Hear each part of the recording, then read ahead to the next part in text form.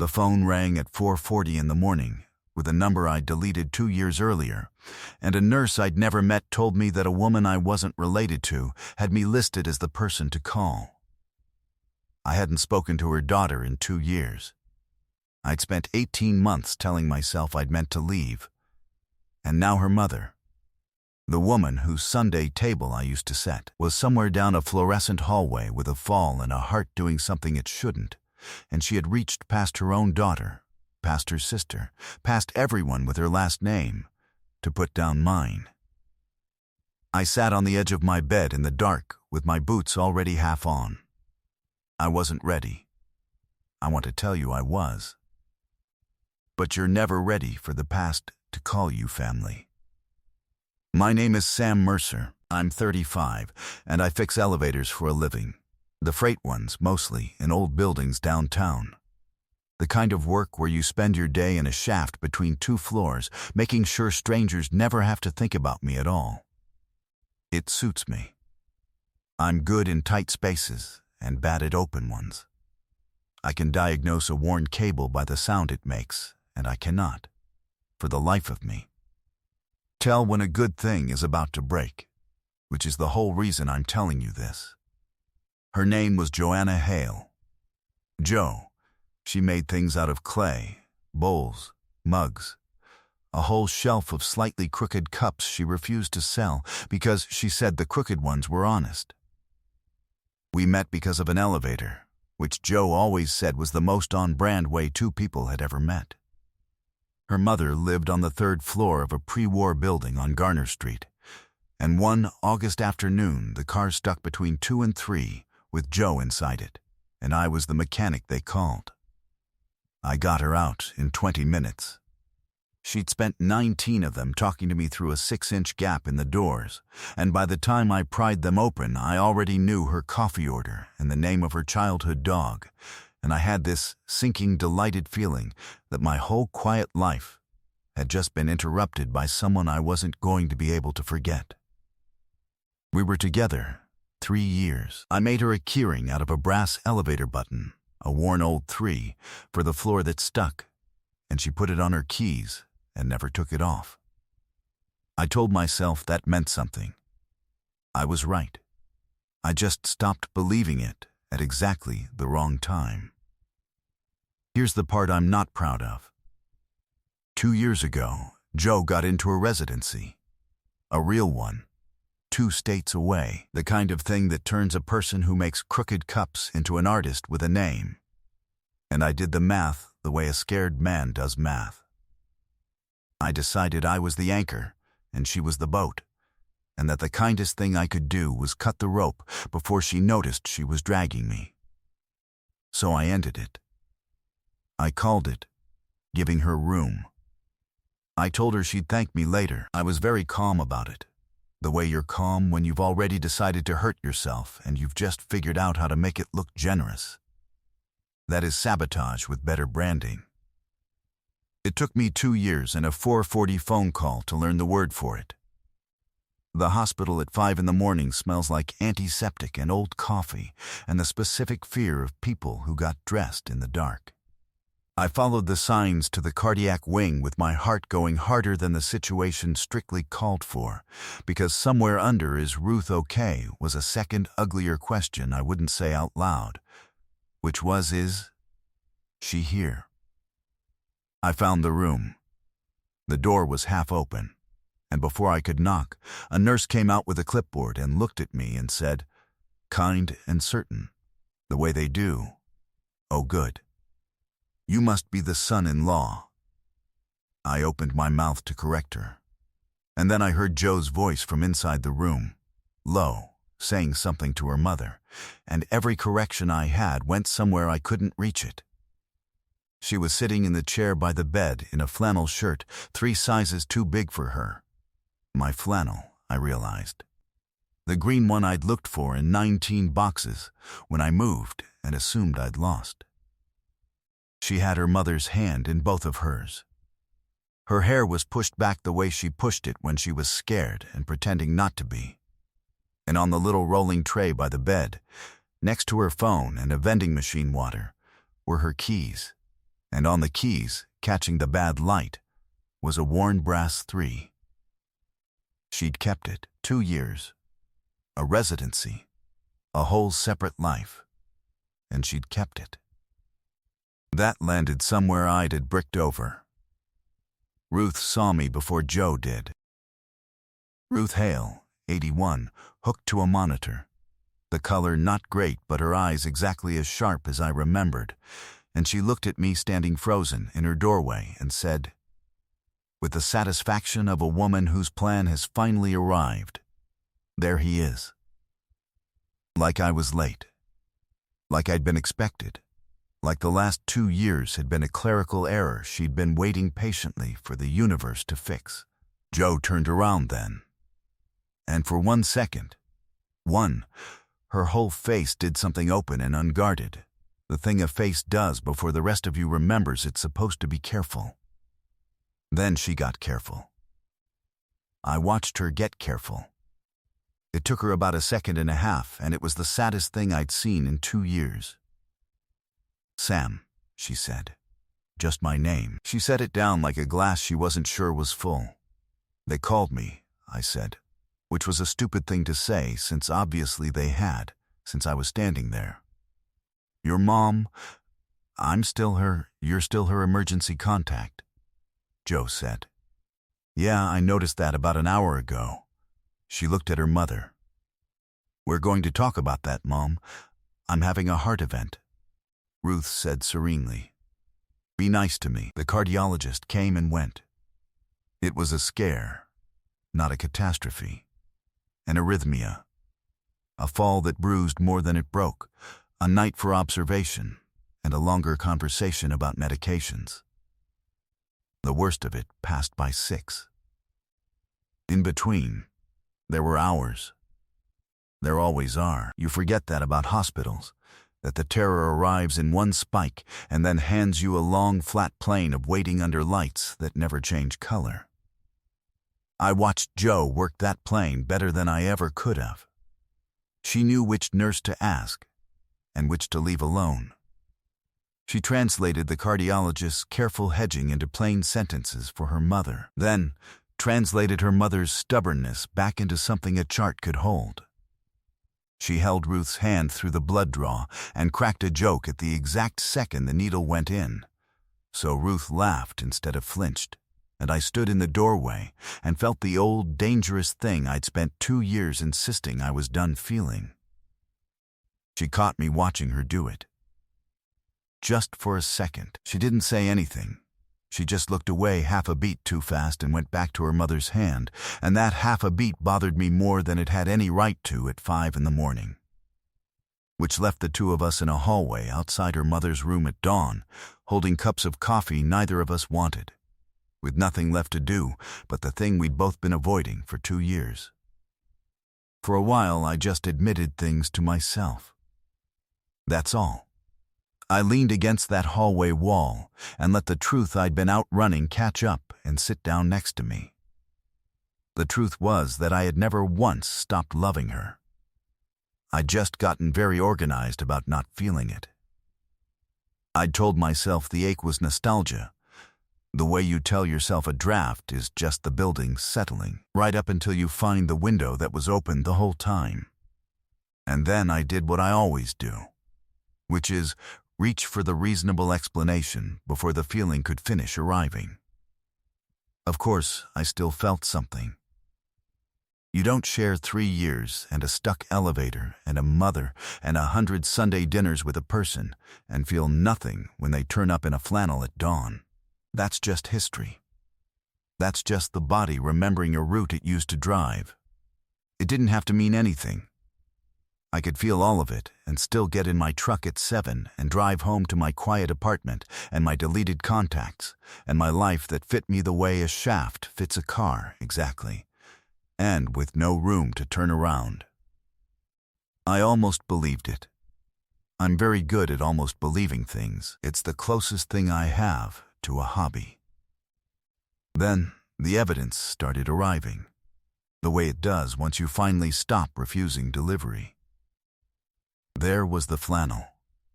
She was wearing my shirt at 5 in the morning 2 years after I left. And you don't grab a man's old shirt by accident in the dark when your mother falls. You grab it because it's the thing you reach for when you're scared. Because some part of you decided a long time ago that it still counted as safe. There was the keyring, the brass 3, on keys she'd had cut and recut and carried through a move across 2 state lines, surviving in her pocket while I survived in a deleted contact. She could have thrown it in a drawer. She'd chosen to keep starting her car with it. There was Ruth, who, I learned in pieces, over that long morning, had never updated her emergency contact form in 2 years, at 2 different doctors' offices, despite her daughter living 40 minutes away. A woman who alphabetized her spice rack does not forget to change a form. She'd kept me on the list the way you keep a porch light on for someone you've decided is coming back, whether they know it yet or not. There was the matter of Joe's sister Dana, who texted the room twice that morning, and whom I'd briefly made the mistake of picturing as a neutral party. The second text lit up Joe's phone face up on the tray. And I didn't read it. I want that on the record. Except the preview was 4 words long and impossible to unsee. Does Sam know yet? 2 question marks. Like the whole family had been running a pool I hadn't been invited to. Joe flipped the phone over so fast she nearly took out the water cup, and the back of her neck went the specific red it used to go when I caught her being soft about something. So that was a sister in on it. That was a mother in on it. That was, as far as I could count, an entire bloodline that had quietly declined to accept a breakup I'd personally delivered on a Tuesday, with what I had genuinely believed at the time was tremendous maturity. I have, it turns out, the emotional instincts of the freight elevators I repair. I'll haul an enormous weight up and down a building for years and have no real idea what's inside me. It's a small miracle anyone lets me near the controls. And there was the thing that took the floor out from under me, which Joe said without meaning to, around 6:30, when she was too tired to guard it. We were talking about nothing, the cafeteria, the parking, and I asked, carefully, how the residency had been, expecting to hear about her brilliant new life 2 states away. It fell through after 8 months, she said. Funding, I came home. She blew on her coffee. I've been back over a year, studios on 5th now. A year, 40 minutes away. A whole year I'd spent picturing her thriving in a city I'd never been to, when she'd been across town the entire time, throwing crooked cups, walking past restaurants we used to go to. You've been back a year, I said. You weren't exactly easy to reach. You deleted my number. Too fast, the words came out ahead of the face she'd planned for them, and she heard them after she said them, and she went still. Not dramatically, just still. The way she went still when she'd shown the underside of something. I told myself I didn't tell you because there was nothing to tell. We were done. You made that very clear and very calm. Joe, you were so calm, she said, and her voice dropped, just a little, the way it did right before it stopped being steady. That's the part I couldn't get past. I cried for a month, and you ended us like you were canceling a subscription. For a second, neither of us said anything. The monitor beeped through the wall. A cart rolled by. She looked at me then in a way she hadn't let herself all morning, straight on, no clipboard between us, no nurse, no mother to perform calm for. I looked back. Neither of us reached for a sentence, because there wasn't one built yet that could hold the weight. I watched her notice my hands, the same hands that had pried her out of a stuck elevator a lifetime ago, and I watched her decide not to look at them, and lose. There was a smear of dried clay on the inside of her wrist that the hospital hadn't washed off, and I wanted to put my thumb against it so badly that my whole arm ached, and I didn't, Because wanting is not the same as being allowed, and I had already used up my lifetime supply of deciding things for her. Her jaw did the thing it does. Her throat moved. She pressed her lips together like she was holding a door shut from the inside, the way you do when the thing behind it has been pushing for years. I knew that face. I'd spent 3 years learning it, and 2 more trying to forget it. And here it was, 2 feet away, telling me everything her mouth hadn't agreed to yet. There is a kind of silence between 2 people who used to know everything about each other and have agreed for years to know nothing, and it has weight.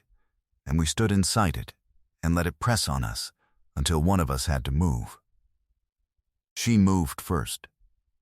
"I never took you off the list either," she said to her coffee. "Not to me. My own list. The studio insurance, the lease, the ice thing in my phone. It still says you." Her fingers tightened once around the cup. I told myself I just forgot to update it. For a year. I am a person who labels her glaze jars by firing temperature, Sam. I don't forget to update things. She finally looked at me. "I didn't take you off because taking you off would have meant you were actually gone, and I wasn't. I couldn't." She stopped. Her eyes were too bright. I went still. My chest did the complicated thing it does, the thing the body figures out a beat before the mouth is allowed to, and I didn't reach for her. Because she hadn't asked me to, and because the last time I decided what was best for her, without asking I'd blown up both our lives being calm about it. I gave her the door instead. I made myself give her the door. "It's been a brutal night," I said. "Your mom scared you." People reach for old safe things when they're scared. That's all this might be, and that's okay. We don't have to make this morning mean something it doesn't. You can go home and sleep, and we never have to talk about the list again. Just say the word. There it was. The exit, wide open. I'd have walked through it for her. I'd done worse than that for her, in the name of doing right by her. She didn't take it. "Don't do that," she said. "Don't be calm at me again. I can't survive you being calm at me twice." She set the coffee down on the windowsill, too hard. "I didn't keep your shirt because I was scared tonight. I've slept in it for 2 years. So no. The word is no. I don't want the door." That's when I told her the truth I'd been too proud and too frightened to say the first time, and it wasn't "I love you," because she'd have known that was the easy one, the one that lets you skip the harder admission underneath it. "I didn't leave because I stopped wanting you," I said. "I left because you were about to get everything, and I was sure, I was certain, that one day you'd look up from your real life and see me still fixing elevators and wonder what you were doing. So I left first. I left while I still got to be the one who decided, because I was a coward about being the one who got left." My voice did something I didn't plan. Every person I've ever been with felt like a floor I was passing on the way somewhere. You were the only one that ever felt like the building. I left the only thing that ever felt permanent because I couldn't stand how much it would hurt to lose it. So I lost it on purpose. To get it over with. I shook my head. It didn't get over with. It just got quiet. She crossed the hall and took a fistful of my jacket, not pulling, just holding. The way you hold something to be sure it's really in your hand, and she put her forehead against my collarbone, and her shoulders shook once, and I brought my hand up slow and careful to the back of her head. The way you touch a thing that took 2 years to decide to come back, and we stood there in a hospital hallway at dawn being, finally, completely uncalm. "You're an idiot," she said into my jacket. "I'm aware. It's in my file now. My mother put you on a form." "Your mother," I said, "has been smarter than both of us this entire time. ARE, you two finally done. Ruth called from inside the room, in the voice of a woman who has been listening to every word through a half-open door and timing her entrance. Or do I have to have a second heart event to get you over the line? I am 81. I do not have the runway for this. We pulled apart, both of us laughing the helpless kind of laugh that fixes the air in a room, and Joe wiped her face with the cuff of my old flannel, and through the doorway her mother lay back against her pillows with the deep satisfaction of a general who has won a war she started 2 years ago with a form she conveniently forgot to update. I drove Joe's mother home from the hospital 2 days later. Joe came too. We were the most careful people alive for about 3 weeks. We kept reaching for the old us and flinching. Because the old us had a scar in the middle of it now, and we had to learn to be a new thing that had survived the first one. She still made crooked cups. I still couldn't tell a good thing from a fragile one. Except now, when I felt the urge to be noble and calm and leave before I could be left, I'd learned to say it out loud instead. And she'd learned to throw a sponge at me when I did. 4 months in, I was drinking my coffee out of one of her honest, lopsided mugs in a studio on 5th that smelled like wet clay and dust, watching her swear at a kiln, the brass 3 sitting on the windowsill where she'd finally taken it off her keys. Not because she was done with it, but because she said it belonged somewhere we could both see it now. I'd given her a key to my place. She'd given me one to hers. And somewhere in a doctor's office across town, a form still said my name, except now it was true on purpose, and Ruth had signed off on it like she'd been waiting her whole life to make it official. 2 years later, when people ask how we got back together, and people always ask, because we broke up and then her mother filed me as next of kin is a story that makes strangers put their forks down. We tell it 2 ways. She says I showed up at 5 in the morning for a woman I wasn't related to, and stood in a hallway and finally told her the truth I'd swallowed for 3 years. And that's when she knew. I say her mother kept a porch light on in the shape of a hospital form and refused to turn it off for 2 years until I came home. And that's when I knew I'd never deserved either of them and had better spend the rest of my life catching up. Both are true. Ruth takes full credit, which is fair, because she earned it. The keyring's still on the windowsill. The flannel's officially Joe's now. I lost that argument, and I'm glad. It wasn't a new thing we found that morning. It had been there the whole time, deleted from a phone, but never from anywhere that mattered. It had simply, finally, stopped pretending to be over. So let me ask you, what would you have done if you got that call at 4:40 in the morning, if the family you'd walked away from reached past everyone else and put down your name? Would you have gone? Or would you have told yourself it wasn't your place anymore? And the bigger one, the one I really want to know. Have you ever left someone first? Gotten calm and noble and generous about it, just so you wouldn't have to be the one who got left? Tell me about it down in the comments. I read every single one. If this one cracked something open in you, leave a like, hit subscribe, and I'll see you in the next one.